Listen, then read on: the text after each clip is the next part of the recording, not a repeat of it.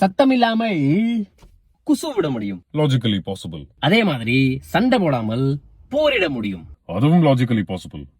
ஆனா நம்ம இப்போ ஏன்டா அதை பத்தி பேசிட்டு இருக்கோம்? ஏனென்றால் இந்த ஈரான் இஸ்ரேல் வார் வெளியில இருந்து பார்த்தா ஒரு மாதிரி, அவுத்து பார்த்தா வேற மாதிரி. வாராக இருக்கலாம், இல்ல சீஸ்ஃபயர் அக்ரிமெண்ட்ஸ் ஆக இருக்கலாம். நீங்க மெயின் ஸ்ட்ரீம் மீடியாலையும் சோசியல் மீடியாலையும் பாக்குற நியூஸ் எல்லாமே சிம்பிளிஃபை பண்ணப்பட்ட சர்ஃபேஸ் லெவல் இன்ஃபர்மேஷன். கவர்மெண்ட்ல இருந்து மீடியா ஏஜென்சிஸ் வரைக்கும் அவங்க அஜெண்டாவும் ஐடியாலஜிக்கும் தகுந்த மாதிரி ஃபேப்ரிகேட்டட் நியூஸை ட்ரெண்ட் ஆக்கி விட்டுட்டு மக்களை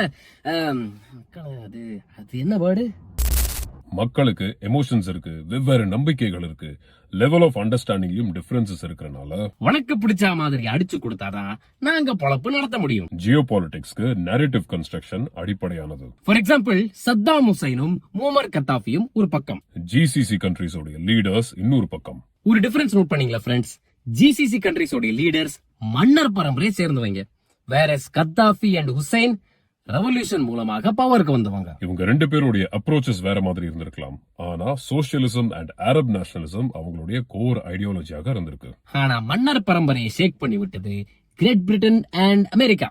இப்போ தெரியுதா வெப்பன்ஸ் ஆஃப் மாஸ் டிஸ்ட்ரக்ஷனுக்கு என்ன காரணம்னு?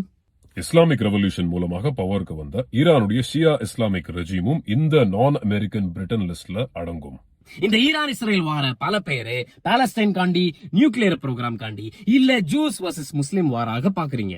ஆனா யோசிச்சு பாருங்க, எல்லா முஸ்லிம் நாடுகளும் பாய் பாய் இருங்க பாய்னு ஒண்ணு சேர்ந்திருக்கணும் அல்லவா? ஆனா இல்லையே. இது ஜிசிசி கண்ட்ரீஸும் ஈரானுக்கு இடையே நடக்கிற ரீஜனல் டாமினன்ஸ் டாக்டிக்ஸ் ஆக தான் நம்ம பார்க்கணும். ஈரான் ஒரு ஷியா முஸ்லிம் நாடாக இருந்தாலும் ஆனா சுன்னி முஸ்லிமா இருக்கிற ஹமாஸ்க்கு ஆயுதங்களை கொடுத்து காசை கொடுத்து சப்போர்ட் பண்ணணும். இந்தியா கிட்டயும் பாகிஸ்தான் கிட்டயும் நியூக்ளியர் வெப்பன்ஸ் இருக்கு, ஆனா இது ஈரான் டெவலப் பண்ணா மட்டும் ஏன் பயப்படுறாங்க? ரெண்டு விஷயங்கள். ஒன்னு ஸ்ட்ரெய்ட் ஆஃப் ஹார்மோஸ், இன்னொன்னு இஸ்ரேலையும் காசாலையும் இருக்க சீ போர்ட்ஸ். இந்த ஸ்ட்ரெய்ட் ஆஃப் ஹார்மோஸ் ஒரு முக்கியமான சீ ட்ரேட் ரூட். இந்த இடத்தை ஈரான் பாதி கண்ட்ரோல் பண்ணுது. அப்போ ஈரான் மட்டும் இதுல செக் வச்சான்னு வச்சுக்கோங்க, கச்சா எண்ணெய் விலை எகிரும், டாலர் விலை இறங்கும். அப்போ ஜிசிசி நாடுகளும் வெஸ்டர்ன் கண்ட்ரீஸோட பார்வையிலும் ஈரான் ஒரு ஹை ரிஸ்க் கண்ட்ரி.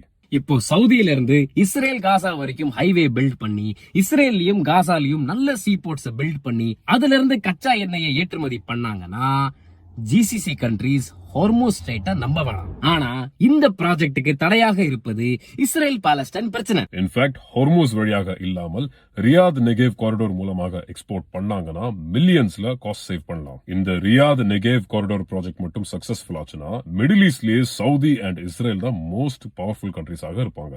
இப்போ தெரியுதுங்களா ஏன் ஈரான் ஹமாஸுக்கும் ஹிஸ்புல்லாவுக்கும் சப்போர்ட் பண்ணுதுன்னு?